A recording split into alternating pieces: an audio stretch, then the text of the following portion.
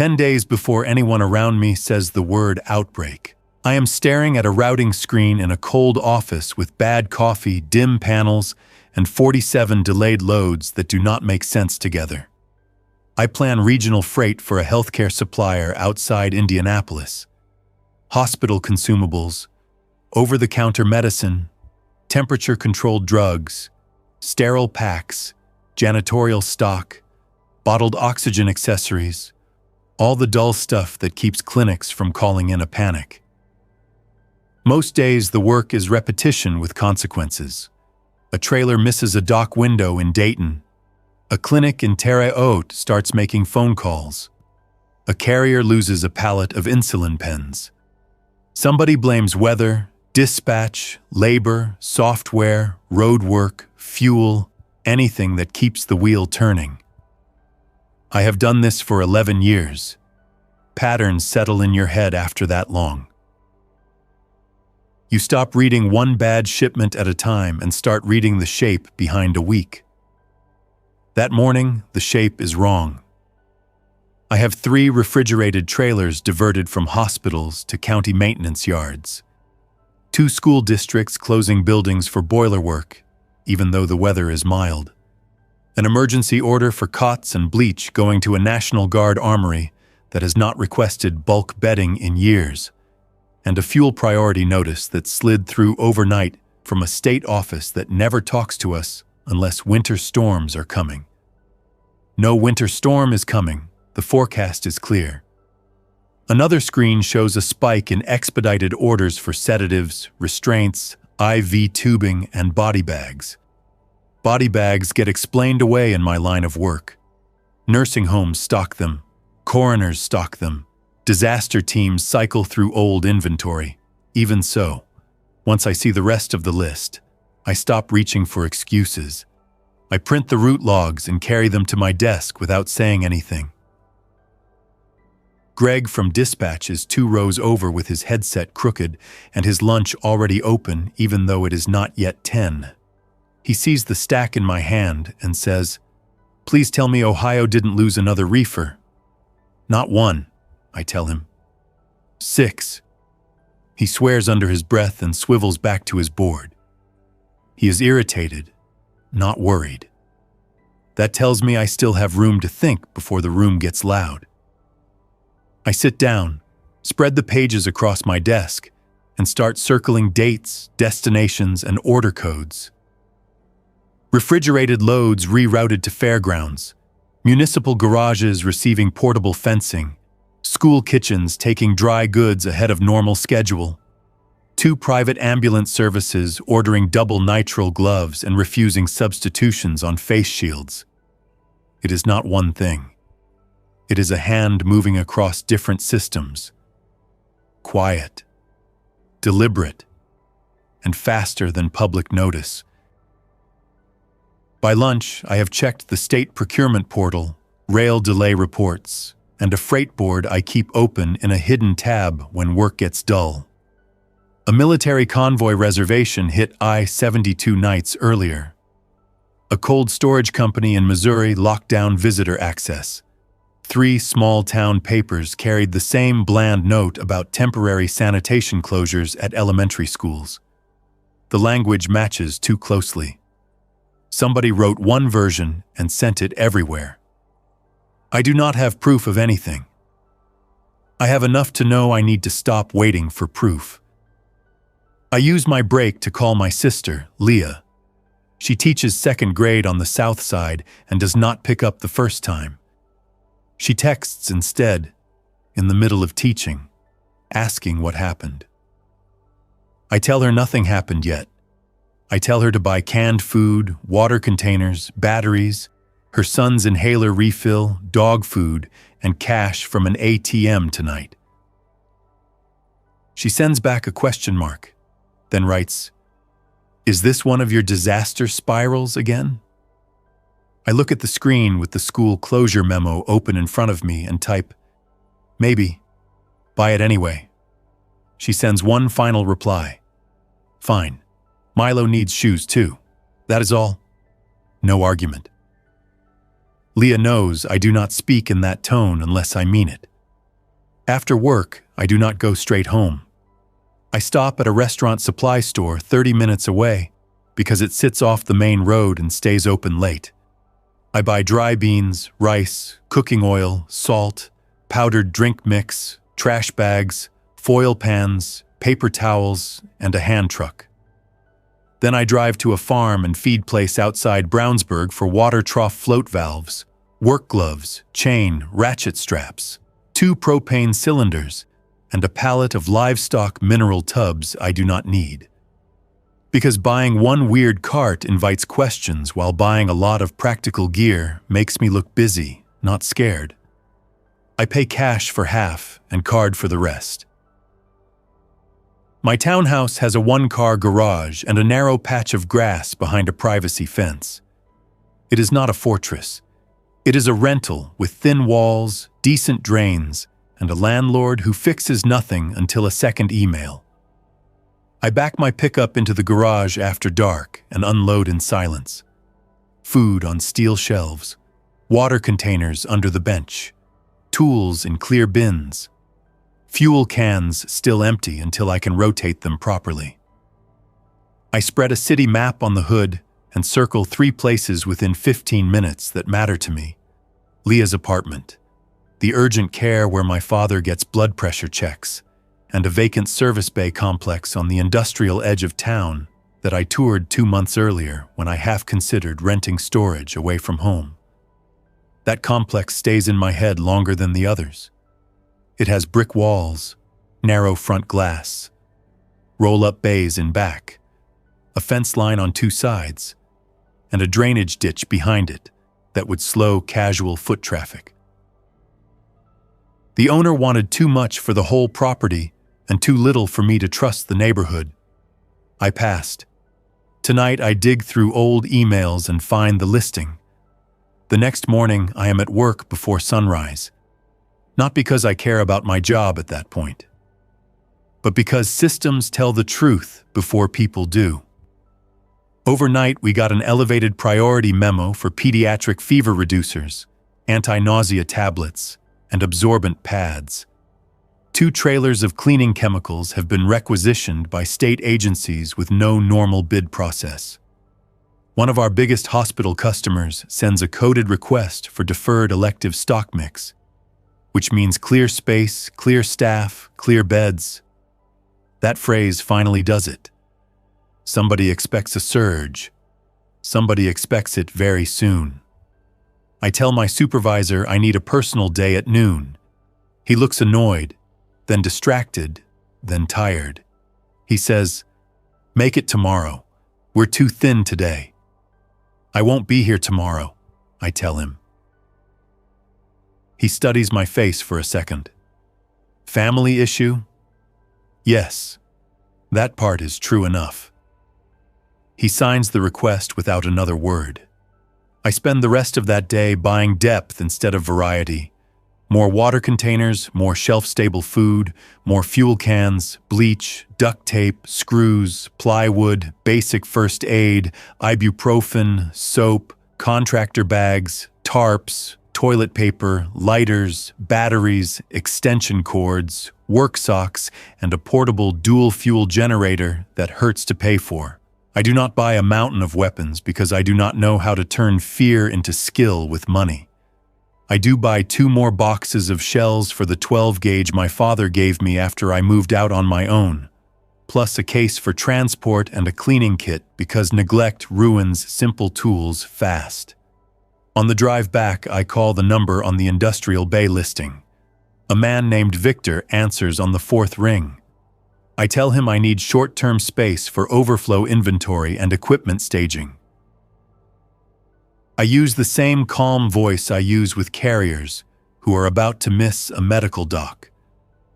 Victor says he still has Unit 4, 1,300 square feet, back bay access, no climate control, month to month. I ask if he can meet in an hour with a lease and keys. He hesitates, then says yes. Unit 4 smells of old oil, wet concrete, and dust baked into rafters. Perfect. The office section in front has cinder-block walls, one steel restroom door, one sink, and windows narrow enough that plywood will cover them fast. The bay in back has a roll-up door with surface rust and a side-man door facing the fence. I check the hinges, lock throws, roof seams, drain slope, and power panel, while Victor keeps talking about internet options and security cameras that no longer work. I sign the lease before he finishes the sentence. That night I move until my shoulders start refusing instructions. Dry food goes to the unit first, then tools, water containers, propane, shelving, and fuel cans. I leave enough at home to survive if I cannot reach the unit. The rest gets split between both locations because a single stash is a single failure point. By 1 in the morning, the bay already looks less abandoned. I stand in the middle of it with the overhead lights buzzing and hear nothing from the other units. That matters more than square footage. For the next 3 days, my life becomes routes.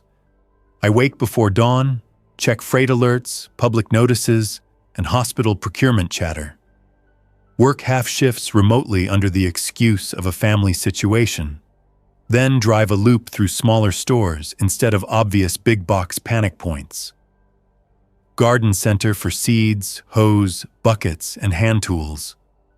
Marine supplier for water treatment tablets and a manual bilge pump that can move dirty water from a barrel if I rig hoses. Auto parts store for belts, oil, filters, spare fuses, battery jumper, and tire plug kits. Hardware chain in Plainfield for fasteners, padlocks, hinges, heavy plastic, and one stack of drywall sheets that will help with privacy inside the unit, even if they offer no protection at all. I refill prescriptions for my father using his pharmacy app and tell him I am already out running around. He says thank you and asks if I am sleeping enough. I tell him I am fine. Leah calls the third night while I am filling fuel cans at a 24-hour station on the far side of town. What am I supposed to tell Milo? She asks. Her voice is low. TV sound murmurs in the background. You scared him. He saw the water jugs. Tell him storms knock power out all the time, I say. Tell him Uncle Ben wants to camp indoors. He's 9. He knows how to fill a flashlight and stay quiet. That puts him ahead of most adults. She is silent for a second. Then she says, School sent home a weird email. HVAC work. Effective Monday. They never shut down for HVAC work. I know. So you're serious? Yes. Another pause. Longer. I can hear her moving into a different room, away from Milo. How serious? I watch the gas counter roll and say, pack 2 bags tomorrow. Clothes, medicines, chargers, Milo's school folder, dog leash, whatever papers you can grab in 30 seconds. Don't bring nonsense. You think I'm bringing nonsense? I think people do when they are trying not to admit a thing is real. She exhales through her nose. When do we come? Not yet. I need 1 more day. That last part turns out to be wrong. On day -6, I lose the office. At 9 in the morning, our network goes down. At 9:15, it comes back with remote access disabled and a memo from corporate telling everyone to route customer concerns through emergency continuity leadership. Nobody has ever heard that phrase spoken out loud in our company. My supervisor calls me from his personal phone and asks if I can cover manual order triage from home because half the staff got sent home temporarily. I ask him what happened. He says a warehouse in Illinois had a bio incident involving a driver. He says one person bit a paramedic. He says it in the dry tone of a man reading a typo that has not landed on him yet. What kind of bio incident? I ask. I don't know. Do you believe that? He does not answer for 2 seconds. Then he says, no. I work until noon and learn more from gaps than from data.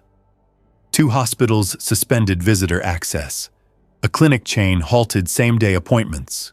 1 carrier refuses inner-city pickups without police escort. A message gets posted on a freight board about a terminal worker in Ohio attacking staff during intake and continuing after restraint. It disappears 20 minutes later. I screenshot it before it goes. At 1, I drive to my father's duplex with his prescriptions: 2 flats of bottled water, canned soup, crackers, batteries, and a radio. He opens the door wearing slippers and his old Notre Dame sweatshirt, sees the cases in my hand, and says, "You finally snapped." "I might have," I say. "Help me move this." He helps, slowly. More because he sees my face than because he buys the explanation. My father is 68, stubborn, and still insists on mowing his own little square of grass even though his left knee locks in damp weather. He asks if this is about the flu videos online. I say no. He asks if I am in legal trouble. I say no. He asks if Leah knows. I say yes. He studies the pill bottles, the water, the radio, and my truck with plywood sticking out of the bed. Then he says, "You're not bringing all this here because you want me to stay here." No. Then where? I tell him about the industrial unit. He looks offended for 1 second, then thoughtful. Concrete walls? Yes. Roof sound? Tin over steel? Manageable? Drains? Rear trench? Front curb, he nods once. Better than this place. That is his way of saying he trusts me enough to move when I tell him. Days -5 through -3 pass in a blur of motion and worsening lies. Official notices still say maintenance, staffing issues, regional disruptions, isolated violent incidents. Video clips say something else. I see a school bus blocked by police tape in Cincinnati, a hospital parking structure in Louisville with patients wheeled into tents, a phone video from somewhere in southern Illinois where a man in bloody scrubs is walking into traffic and people keep trying to shove him down instead of running away. The clip ends when somebody screams that he got back up. Every platform keeps taking the videos down. More keep appearing. I stop working entirely. I board the narrow windows at Unit 4 from the inside and leave small viewing gaps at shoulder height. I build a sleeping corner in the front office with cots, blankets, and plastic drawer units. I set up 1 shelf for food rotation, 1 for medical, 1 for tools, 1 for lights and power, 1 just for water treatment, spare jugs, soap, and sanitation. I run extension cords high along the wall. I test the generator. I hate the sound. Too loud, too hungry, too noticeable. It becomes backup only. Power from the grid stays on for now, and I baby that gift. Leah comes by with Milo on -4. She drives her hatchback packed so full that a stuffed shark is pressed against the rear glass. I open the bay and tell her half of it needs to go back. "Absolutely not," she says, stepping out with her jaw set. "You packed toys, 3 pillows, a full laundry basket, and a plant. Milo needs familiar stuff. Milo needs floor space." Milo climbs out holding a duffel bag and the stuffed shark. He watches both of us and says, "I can leave the shark." I crouch and shake my head. The shark stays, the plant goes. Leah glares at me, then laughs once despite herself. That laugh saves 10 minutes of argument. We repack into 2 clean stacks. Essential stays. Comfort trims down. The dog, Penny, ends up tied to a table leg inside the office while Milo explores the place and asks if this is a secret bunker. I tell him no. I tell him secret bunkers do not smell like mechanics and mice. My father arrives that evening with one suitcase, a tackle box full of tools, his pill organizer, and a lawn chair. He walks inside, studies the shelves, the water line, the cots, the boards on the windows, and the marked floor plan I taped near the sink. Then he sets down the lawn chair and says, "All right, this is something." That night is the first night all of us sleep at the unit. I do not sleep much. Trucks pass on the frontage road less often than usual. Sirens sound farther away than normal, then closer, then not at all for a long stretch that leaves the building too quiet. Around 2 in the morning, somebody pounds on a metal door in another unit for maybe 10 seconds, then stops. No voices, no vehicle, nothing after that. I stand in the office dark with the shotgun angled down and count to 300 before I lower it. Morning comes gray and strange, not dramatic, just off. Fewer commuter sounds. No school bus braking at the intersection. No train horn from the line south of us.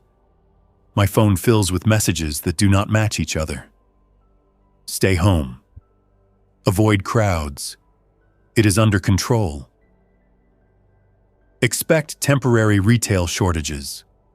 Seek medical attention if exposed to aggressive persons exhibiting confusion. Aggressive persons. Somebody wrote that after deleting honest words. By 9, every grocery within 10 miles has lines around the lot. I know because I go to one final stop for fresh produce, bread, and dog food and end up leaving after 12 minutes without parking. People have that look already. Carts jammed full, voices sharp, heads turning too fast, no patience left in reserve. A man in a business shirt is yelling over bottled water. A woman is crying near the pharmacy gate. 2 teenagers are filming everything because the world still feels unreal enough to turn into content. I back out and head toward Leah's apartment anyway, because she forgot Milo's nebulizer tubing in a bathroom drawer. That mistake matters. He only needs it during flare-ups, but normal logic says retrieve it while roads still work. I am halfway there when every radio station breaks into the same state emergency bulletin. The governor's voice sounds controlled but stripped down. He announces a public health emergency, temporary school closures, limits on travel near affected zones, activation of National Guard support, and instructions to remain indoors except for essential needs. He does not describe what is happening in direct terms. He says violent contagion-related events. He says post-mortem motor activity reports remain unconfirmed. That phrase lands in the truck cab and changes the air. Unconfirmed means somebody confirmed it before it reached him. Traffic starts misbehaving within minutes. Not volume first. Behavior. Sudden lane changes. Horns. Cars darting toward gas stations. One box truck jumps a median to avoid a blocked turn and ends up angled across 2 lanes with steam coming out from under the hood. A city bus stops in the middle of the road because 2 passengers are fighting near the front. I take side streets and keep moving. Leah's apartment complex is in full churn when I arrive. Doors open, doors slam, people shout down breezeways, somebody is dragging storage totes to a sedan.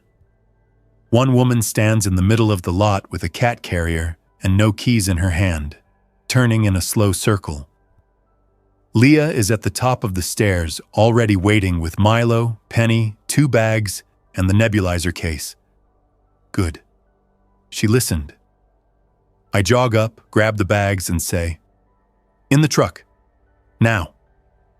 A man I have seen once before on her floor steps out of his apartment with a baseball bat and says, "What's going on?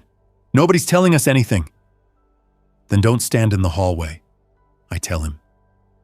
He opens his mouth to ask something else. A scream cuts across the courtyard from the lower building. Heads turn all at once. A maintenance worker is on the ground near the mailboxes. Another man is over him in a crouch that looks wrong even from 50 yards away. Not frantic, not confused, focused in the ugliest way possible. A third person runs in to help, grabs at the attacker's shoulders, and gets thrown off hard enough to hit the concrete. People start moving backward then, finally, fast. I do not watch longer. I shove Leah and Milo toward the stairs. Penny is barking herself raw. Behind us, more voices rise, then scatter into separate directions. Somebody yells for 911. Somebody yells to get inside. Somebody else yells, "He was dead! He was dead! I saw him in the ambulance!" I get Milo into the back seat, Leah into the front, dog between them, and I lock the doors before I even circle to my own side. A sedan tears out of a parking space and clips a parked car so hard the alarm starts blaring. The sound chases us out of the complex. The roads are not fully gone yet, which makes them worse. Enough movement to trap you, not enough flow to trust. We cut west, then north, then through an alley behind a closed laundromat where 3 people are pounding on a pharmacy side entrance with shopping carts. At a red light, I see a city ambulance stopped crooked on the shoulder with both rear doors open. No crew in sight, one gurney half out, blood on the floor track. Leah sees it too and says nothing. Milo is quiet in the back. That scares me more than questions. We reach Unit 4 and close up in under a minute. Bay down, side door barred, front office locked. Leah goes straight to Milo with the breathing machine and makes him sit at the desk even though he says he is fine. My father steps away from the radio and asks, "Bad?" "Yes." He nods once and turns the radio volume up. The next 6 hours burn off the last normal version of the world. Phones work, then clog. News anchors keep reading half-confirmed information, while clips roll behind them from cities that do not match the words on screen. Hospitals overloaded. Police requesting mutual aid. Transit suspended. Curfew in some counties. Do not approach injured persons without trained support. Do not attempt physical restraint. Remain secured after any exposure event. Language keeps flattening because honest description would cause a larger break than the facts already have. By mid-afternoon, power flickers twice. Internet drags. Leah starts filling every spare container from the sink. I move the truck inside the bay and unload the last of the fast grab bins I kept in reserve at home. My father checks seals, locks, and shelf counts with a legal pad on his knee. He looks calmer while writing, so I let him write. At dusk, there is pounding at the side man door. Not random. 3 hits. Pause. 2 hits. Human. I crack the viewing gap and see Greg from dispatch with his face slick from sweat and road dust, one sleeve torn, no car behind him. He is alone. His eyes keep checking the fence line. I open just enough to drag him in and bar it again. He bends over with hands on knees and says, "I knew it. I knew you had a place." "How?" "You cleaned out the dry stock cage on camera 2 days ago." "You idiot." I almost tell him to leave on principle. Instead, I hand him water. He drinks half, spills some down his shirt, and starts talking in broken runs. The office closed. Corporate never sent instructions. Somebody attacked a shipping clerk in the parking lot. Police did not come for 40 minutes. His wife took the kids to her mother's place east of Greenfield before roads locked up. He tried to follow, hit gridlock, abandoned his car, cut through side streets. Remembered the industrial unit from a joke I made months ago about needing a warehouse for the end of the world. He is here because I joked too well. Leah hears enough from the office doorway and looks at me. Not angry, not pleased, just waiting to see which version of me answers. I let him stay. That is the first decision that costs space instead of money. Greg is useful that night. He helps move more weight than I expected from him. Stacks the remaining plywood, checks fuel, drags an old steel desk in front of the front office door for a second barrier, and keeps his voice down.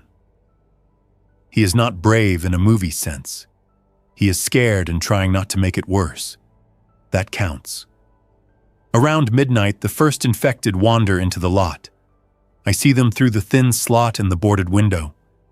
3 at first, then 5. One woman in scrubs with one shoe missing. One heavy man in khakis moving stiff through the shoulders. One teenager in a soccer jersey with dirt all over one side. They are not sprinting. They are not dead silent either. Shoes scrape, throats click, hands slap fence links when bodies drift too close. What changes everything is the way they correct toward noise. Greg knocks over a wrench in the bay, and 3 heads turn at once. Not smart, not searching with intent. Drawn. We kill the lights and stay still for 20 minutes until the lot empties again. The next morning, I know the advantage I bought is already shrinking.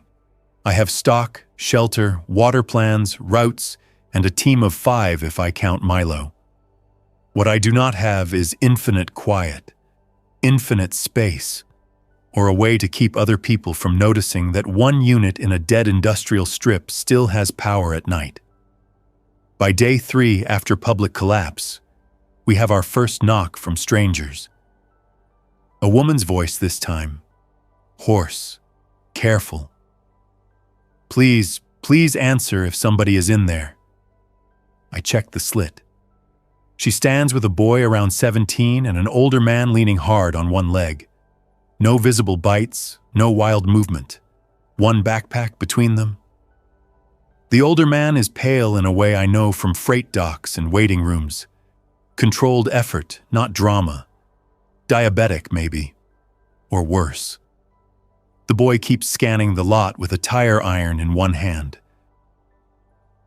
Leah comes up behind me and whispers, "Don't." My father says from farther back, "Check hands, check neck." I do. I see bruises, dirt, one torn sleeve, no blood in the obvious places. The woman says her name is Marta. The older man is her brother, Luis. The boy is her son, Evan. Apartment fire 2 streets over after a generator blast. They ran. She saw our boarded windows 2 nights ago, but waited until daylight because she did not want to die at a wrong door. Every reason not to open is valid. Every reason to open is human. I end up making a compromise that feels cold while I do it. I unlock the side door, bring them into the empty unit next to ours through its broken rear latch, and keep the shared interior door shut between us until I can assess them. They get water, crackers, wipes, and a bucket. Evan looks furious about the arrangement. Marta looks relieved enough that her knees almost go. Luis sinks against the wall with one hand over his stomach and says, "Fair." For 6 hours we observe, talk through the wall, compare stories, and check for signs of confusion or change. None come. Luis is diabetic. His insulin pack warmed in the run, and he has 1 pen left. That fact moves from problem to countdown immediately. We bring them in. From that point on, Unit 4 stops being a stash and starts being a settlement. Tiny, improvised, and fragile. I make rules because drift kills groups faster than hunger at first. No loud arguments. No lights near open gaps after dusk. No generator unless power is already out, and we need urgent charge or refrigeration. No opening doors without 2 adults present. 1 bathroom schedule, 1 water log, shoes by sleeping areas cleaned, watch rotation from dark to dawn. If somebody leaves, Somebody else knows route, goal, and return time. Nobody improvises heroics. Nobody saves pride over supply. Leah writes the rules cleaner and tapes them beside the sink. Marta starts sorting food by shelf life without being asked. Greg rigs a better brace for the side door. My father takes Evan through a tool lesson because the boy needs something to do besides pace. Milo sits at the desk, drawing the floor plan from memory and adding a dragon in the loading bay because children refuse to let the world stay only what adults make of it. By the 5th day after public collapse, the grid fails for good in our block. Not with a dramatic blast, just one sag, one stutter, then nothing returns. Traffic lights outside go dark. The hum in the ceiling stops. The office refrigerator clicks off and stays dead. We stand in the silence after machines die and hear the city differently for the first time. No highway wash, no rooftop compressors, no distant store music when a door opens. Only scattered engines, dogs, wind through fencing, and human noise carried farther than it should. I move fast. Perishables into coolers with ice. Medicine check. Lanterns out. Power banks assigned.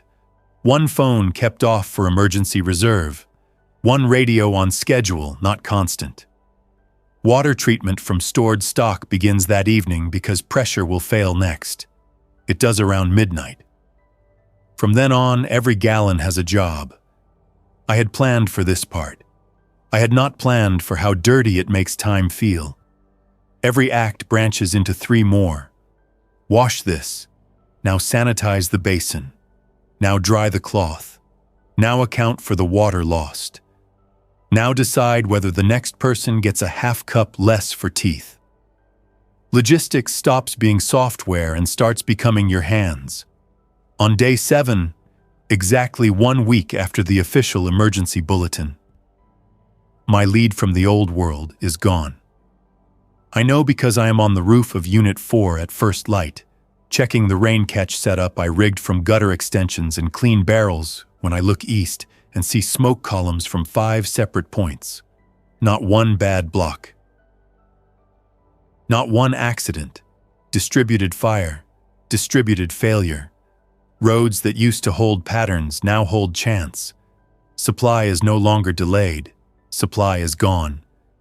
My extra week bought shape, not rescue. When I climb down, Greg is waiting by the ladder with a pair of binoculars. 2 men at the gate last night, he says. Never came in. Stood across the road maybe 10 minutes. Armed, 1 crowbar, 1 rifle. Did they see movement? I don't know. That becomes the new problem. 1 day later, we confirm it. A rock comes through the front office upper pane at noon with a note wrapped in tape around it. The glass is boarded from inside, so the rock only breaks what little remained. The note says, "We know you have water. Share or we come back different." No signature, no number, no demand list. That tells me it is either bluffing or still early enough that organized theft has not settled into procedure yet. Leah reads it and says, "We move." To where? Greg asks. Anywhere not marked. She is not wrong. She is late. Movement now carries its own cost. We have an older man with insulin needs, a child, a dog, more supplies than 1 truck run can carry, and no guarantee any second site is still empty. The only reason I hesitate is the one reason that has kept us alive. Structure. This place still has barriers, knowledge, routine, rain catch, and lines of approach we understand. I spend the afternoon mapping options anyway. My original circles come back out. Leah's apartment, useless now. Father's duplex, worse. Then a 4th place I only marked for fuel proximity before everything broke. A municipal water pump annex north of town. Small concrete building, fenced lot, service garage, elevated tank nearby, Access road easy to block. I know it because I routed disinfectant drums there 2 years ago after a boil advisory. If the main plant still operates in any form, an annex might have residual pressure, tools, and cleaner perimeter than this strip. It becomes our exit plan. That same night, Luis crashes. Not from a bite, not from drama, from math. One insulin pen does not stretch forever, and stress pushes his glucose all over the place. Marta wakes me because he is confused and trying to stand at the wrong wall. His skin is clammy. His words come apart. I do not narrate panic to myself because panic has no task value. I get the meter, check the reading, count what little insulin remains, and face the fact that we need pharmacy refrigeration access or a clinic cache within 24 hours. I leave at dawn with Greg. That is the first real run outside the perimeter after collapse. We take my pickup because it still runs, still has half a tank plus reserve, and still looks ordinary enough from a distance. We travel light on purpose. 2-packs, crowbar, bolt cutters, fuel siphon, medical cooler, shotgun under the seat, radio off until needed. Streets are open in fragments and blocked in absurd ways. A school bus sideways at an intersection. Shopping carts jammed into a bank entrance. 2 sedans fused nose to door outside a gas station. Bodies in some places, empty clothes in others. Evidence of people abandoning faster than dying. We do not stop unless a stop buys more than it costs. The pharmacy strip near Leah's old place is destroyed. Front glass gone, shelves stripped, one security grate bent inward. We keep moving. An urgent care farther north still has its rear service gate chained, which means nobody cleared it right. Greg cuts the chain while I watch the lot. Inside we find overturned chairs, scattered forms, dried blood on tile, and medicine storage already warm. Useless for insulin. Better for bandages and antibiotics. We take what matters and leave the rest. The third stop, a veterinary clinic. Saves Luis by accident. Refrigerated insulin for pets. Not ideal, not identical. Close enough that Marta cries when I set the cooler on the counter and tell Greg to grab the packs and cold bricks. I never expected to learn that detail in my life. That morning, it becomes the difference between a living man and a body in our front office. On the drive back, we pass a neighborhood where people are grilling in driveways over broken furniture because power has been out too long and meat is spoiling. One man waves us down. I keep driving. Not because he deserves abandonment, because stopping with visible medical supplies kills 7 people back at Unit 4 instead of helping one stranger at a curb. Logistics keeps asking the same brutal question. What fails if I say yes here? When we return, the lot across from our strip is not empty anymore. A black pickup sits there with no plates on the rear and 2 men leaning against it. One holds the crowbar Greg mentioned. One has the rifle. Both stand in the casual posture of men who want us to know they were waiting. I do not drive straight to the bay. I roll past once, check mirrors, then keep going another block before turning behind the building through the service lane. Greg looks at me and says, "Good." We unload fast, doors shut, bars down. 10 minutes later, the first hit comes on the side fence. Metal rattles, then a voice. "We're not here for trouble." That sentence means trouble every time. I do not answer. Through the gap, I see 3 of them now. One woman joined the first 2. Smart, less threatening at the door. They call out again, talking about sharing water, pooling resources, watching the block together. Maybe half of it is sincere, maybe none. What matters is the rifle and the note from earlier. I tell them through the door that we have children inside and nothing extra. The woman says everybody says that. Crowbar man says he saw our rain barrels. Rifleman says we can work out access. Then infected drift into the road from the noise. First 2, then 4, drawn by voices and fence strikes. The trio backs up. Crowbar man swings once and cracks a skull clean enough to prove he has done ugly work before. Rifleman fires instead of moving. The shot slams the whole block awake.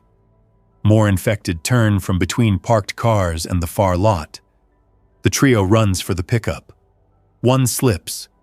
The woman screams at him to move. Another shot. More heads turning. They peel out hard enough to leave rubber and vanish. The infected do not follow far. Several stay in the strip, lingering at sound memory. Bumping fence, doors, glass, metal. For the next 3 hours, nobody inside our unit makes unnecessary noise above a whisper. We eat cold food. Milo holds Penny's muzzle gently when the dog starts to growl. Greg and I watch shifts through separate gaps and do not speak unless we have to. By evening, I make the call. We leave tomorrow night, I tell the room. No one argues. That is how I know it is time. The whole next day becomes inventory triage. What fits in one truck and Marta's compact sedan? What can be towed on a utility trailer I stashed in the back lane 3 days earlier? What must be abandoned? Food first. Water treatment and containers second. Medicine third. Tools fourth. Bedding stripped to essentials. Sentimental items reduced again. Milo keeps the shark. My father keeps the lawn chair until Leah points at it and raises an eyebrow. He grumbles, then leaves it behind. Greg wants to take an entire crate of canned chili because he says morale matters. He is right. I let him keep 6 cans. At dusk, Luis is stable enough to travel. Not strong, stable. Marta checks his readings twice and packs the vet insulin between frozen bottles from our last cooler. Evan has stopped pacing and started listening 3 steps before I finish any instruction. Fear finally turned into discipline in him. That is not a victory. It is the bill. We roll after midnight with no headlights for the first half mile. Truck first. Marta's car second. Greg in the bed under a tarp near the gear because extra eyes matter more than comfort. Leah beside me with the paper map and the shotgun between us. My father and Milo in back seat with Penny on the floor. Luis reclined in Marta's passenger seat behind us. The trailer tracks louder than I want over broken pavement. Every corner feels public. The city at night without power is not one thing. Some blocks are empty enough to hear your own tires. Some are full of little fires, people talking low, generators growling behind fences, babies crying through open windows, someone somewhere hammering boards at 1 a.m. because denial finally ran out. We pass a church with 50 people sleeping on blankets under battery lanterns. We pass a supermarket lot stripped down to abandoned carts and 1 burned delivery van. We pass 2 infected in hospital gowns, standing under a dark traffic light and turning slowly toward the truck sound while we ease through the intersection without stopping. At a rail crossing near the river, we hit the first real block. A jackknifed semi and 3 passenger cars fill the road shoulder to shoulder. No way through with the trailer. I back us into a side street while Leah watches corners.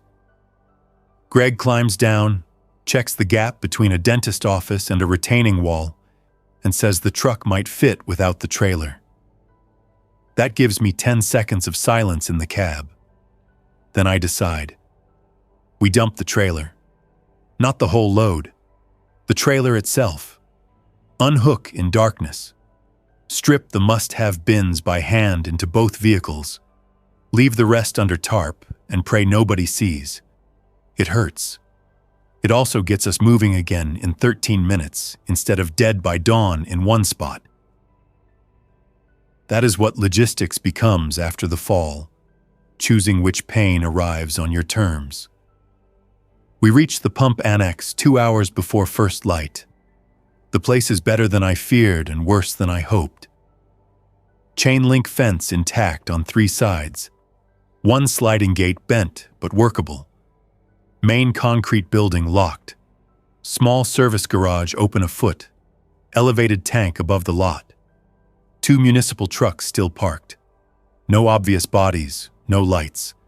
No sound but wind ticking a loose sign against the post. I clear it with Greg while everyone else stays in vehicles. Garage first. Empty except tools, pipe stock, 2 bags of absorbent, and a forklift with dead battery. Main room next. Desks, manuals, control panels, dry sink, chemical storage cage, no people, rear pump room. 1 body on the floor in a coverall, throat torn open, dry now, unmoving. I stand over him too long because unmoving is no longer enough. Greg takes the pry bar, taps the boot. Nothing. He says, "We move him outside." We do. By sunrise, the gate is chained from inside. Vehicles hidden behind the building, people assigned corners, water system diagrams spread across a desk, and the first sense of possible permanence settles over the room. The annex is small, ugly, and built by people who cared more about access panels than comfort. I could kiss the concrete. The best part is the well room. The annex does not draw from the main city system alone. It has a backup groundwater feed for pressure support and flushing operations, meant for maintenance periods and emergency continuity. Small output. Chlorination controls manual now. Pumps partly functional. It is not effortless water, it is water with rules, which means it is life. For 3 days, we do nothing heroic. We clean, secure, test lines, ration, rest in turns, establish latrine protocol, rig blackout curtains, sort tools, mark blind spots, and learn every sound the site makes under wind, under footsteps, under pipes pressurizing. Greg gets 1 municipal truck running with a battery swap and more profanity than skill, though the skill turns out real enough.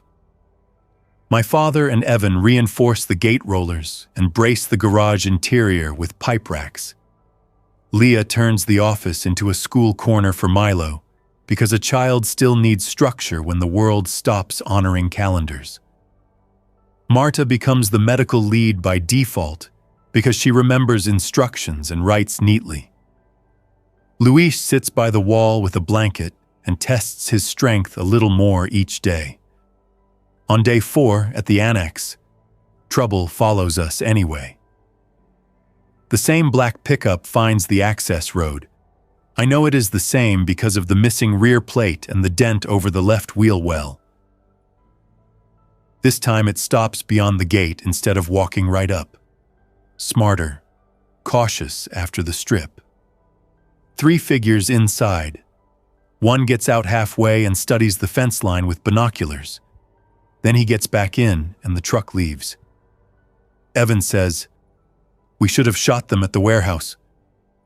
My father answers before I can. "And then what? You shot one, missed one, and the third one burned you in your sleep later."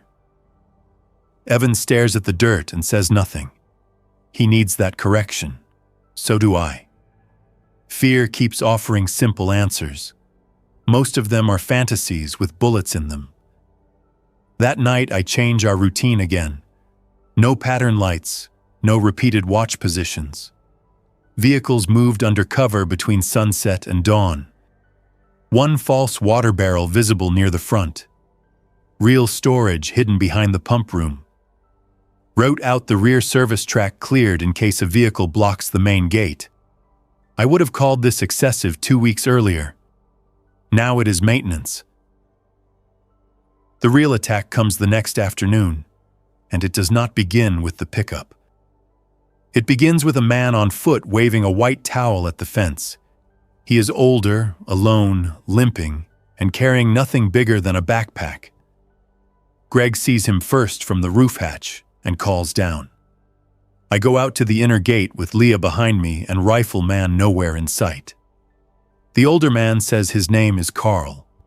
He says he saw the municipal tanks and hoped workers were still here. He asks for water. He asks if we have any children inside because he has not heard a child speak in days, and that would be a good sign. Every warning bell in my head goes off at once. Not because he looks wrong, because he sounds practiced. I tell him to step back from the fence and lift his shirt, turn, show arms, neck, ankles. He does it without complaint. Clean enough. Leah whispers, "Too easy." I ask where he came from. He points south, says a church shelter broke apart after food ran short. Says armed men were taking supplies from smaller groups on the industrial side. Says one black pickup had been circling the area for days. That part is either useful truth or bait fed from our own concern. Then Penny starts barking from inside the office and Carl's eyes flick toward the building. Tiny movement. Big mistake. I step back from the fence and say, "That's all we can do." Carl's whole posture changes, not rage, calculation. He lowers the towel, says, "You should move fast," and starts walking away without asking for the water he came to request. 5 minutes later, the black pickup appears at the road bend with 2 more vehicles behind it. There it is. Not a siege. Not a war party. 6 adults total that I can count. Enough to test. Not enough to storm a defended concrete site unless we hand it to them. They park outside rifle range for a decent shot with what we have. Good enough for intimidation. One woman gets out with a megaphone and starts offering community merger terms that sound clean on purpose. Shared protection, shared labor, shared resources. Nobody inside the fence believes her. Her voice keeps carrying anyway. It draws infected from the drainage channel and tree line. Not dozens. 8. Then 12. Enough to complicate everybody's plans. I make a choice right there that feels risky and ugly and correct. I do not answer the megaphone. I open one of the municipal flood valves on the outer washdown line. A hard burst of chlorinated water hits the gravel beyond the fence and sprays 20 feet across the approach road. Mud erupts. One of the parked vehicles catches it broadside through an open window. The woman with the megaphone jerks away, shouting. One infected in the ditch turns at the sound and water movement. Then 2 more. Then the whole cluster begins drifting toward the parked line of vehicles and yelling adults instead of our fence. Crowbar man swings. Rifleman fires again. Same mistake. More heads lift from the far trees. Greg is on the roof with binoculars, feeding me counts. Leah watches our near fence. Evan is shaking beside the garage door with a pipe wrench in both hands. Not because he wants to fight, because he is trying very hard not to run. My father sits at the valve wheel and says, "More?" Not yet. Outside, the armed group has to decide between us and immediate noise. Survival chooses for them. They scramble into vehicles while the infected close in from 2 angles. The pickup reverses too hard and clips the second car. Somebody screams. The convoy tears away, spraying gravel. The infected remain. 12 becomes 15 when late arrivals come off the service track. We spend the next 2 hours dealing with the problem the honest way. Patient, quiet, measured. No gunfire, no dramatics. Poles through fence where possible. Hammers when single bodies get tangled in chain. Greg takes one through the eye slot in the gate when it jams close enough. I finish another that gets under the truck bumper and will not stop clawing at the tire. It is awful work. It is also work. By sunset, the perimeter is clear except for smears on gravel and one bent fence panel we fix before dark. That night, nobody talks much. Milo finally says from his cot, "Are bad people worse than sick people?" No adult answers right away. Then Leah says, "Bad choices are worse. Sick can happen to anyone." I lie awake long after that and turn the sentence over. She is right. Also incomplete. Bad choices under pressure spread faster than any bite. I have seen it since day one. Panic in parking lots, pride at fences, men firing rifles because noise feels powerful in the hand before consequences arrive. 2 more weeks pass. We survive them because routine hardens, water mornings, security afternoons, quiet after dusk. One supply run every 3rd day at most, always different route, always different target, always with clear stop conditions. Greg and I bring back canned food from a restaurant depot, dog food from a pet warehouse, pipe fittings from a supply yard, solar work lights from a home center stripped by others, but not cleaned out completely. Once we find a family huddled in a print shop and trade purifier tablets for diapers and batteries. Once we turn back from a clinic because smoke is already coming out from the rear and voices inside sound wrong. Once we drive past my old townhouse and see the front door hanging open with all the food shelves long gone. I do not stop. That place did its job by not being the place we trusted most. Luis gets stronger. Not well, stronger. Enough to walk the fence line with Evan. Marta smiles for the first time without forcing it. My father starts teaching Milo card games at night under a shaded lantern. Leah cuts everyone's hair with office scissors and complains the whole time. Penny learns which doors matter and sleeps under Milo's cot whenever strangers are near.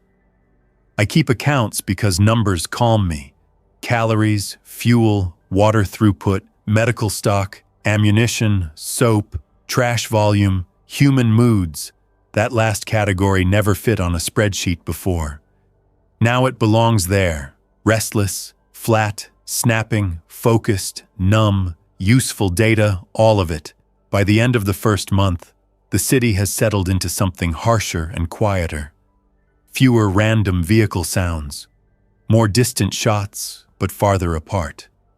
Smoke only here and there, infected still roam, but movement clusters around old crowd sites, noise pockets, and water edges. People who lasted either learned or disappeared. We see signs of other survivors without meeting them often. Rooftop laundry lines, blocked cul-de-sacs, scavenged stores opened with skill instead of frenzy. Small gardens started in median strips and church lots. The world does not end all at once. It strips down. One evening on watch, I climb the tank ladder halfway and look out over the service road, the low warehouses, the dark subdivisions beyond, and the line of highway lights that no longer light anything. I think about the 10 days before all this, when my life was still measured in route codes and vendor calls, and whether somebody in Dayton could take an extra pallet before Friday. I had believed preparation meant buying enough to stay ahead.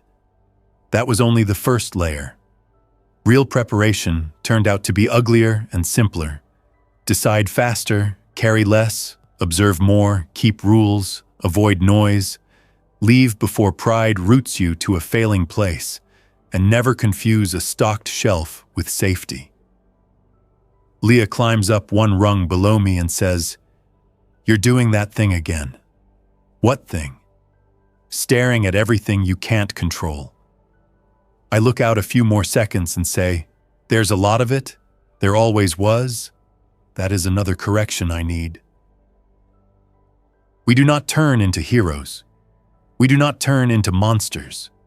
We turn into a small group that keeps showing up for the next job.